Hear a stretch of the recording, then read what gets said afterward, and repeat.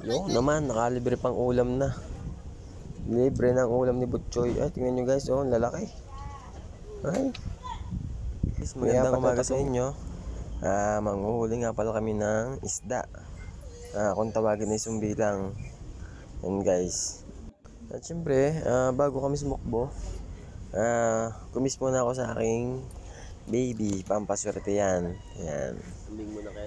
Nilambing ko muna habang gumagayak pa yung aking kasama para huliin yung isda. Yan, nilambing-lambing ko muna pampaswerte yan guys. At yan nga guys, pagkatapos kong maglambing, ayan, naganda na ako. Papunta doon sa may dagat namin. Ay, sa dagat nyo. Ay, di pala sa dagat nating lahat. Yan. Ito nga guys yung video na kung saan kami ay nakauwi na. Nahuli namin yung sumbilang. Yan guys, nilambat namin yan. Ang ginawa namin guys dyan ay nakatira kasi sa isang bato yan dun sa ilalim. Yun nga, ginawa namin, pinaikutan namin ng dagat. Sabay yun, tinaboy lang dun sa may loob. Para kasi may bulsa yung pinakalambat niya. Yan guys, yung huli namin.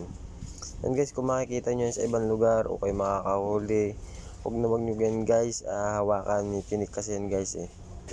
Tapos yan nga guys, yung mga huli ng aming kapitbahay sa Kawil.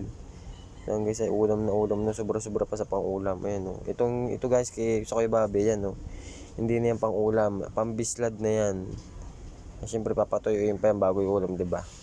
Yung isa naman, yun, pang-ulam na yun, nakaliskisan na. Yan guys, ito yung huli namin na ilalagay na sa isang lalagyan na stainless. Tingnan natin guys, gaano kalalaki. Tingnan nyo guys. Kung ito guys mga isang banyera ay napakamahal na isda ito guys. Perang maliwanag.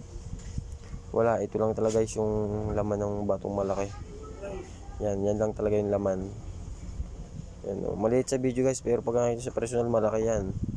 Yung parang hito yan guys, ito na yung style. Parang hito yan, may balbas din. Ayan. Tsaka mapapansin nyo guys, ito nyo may sumabit. Tinik yun sa may pinakabatok.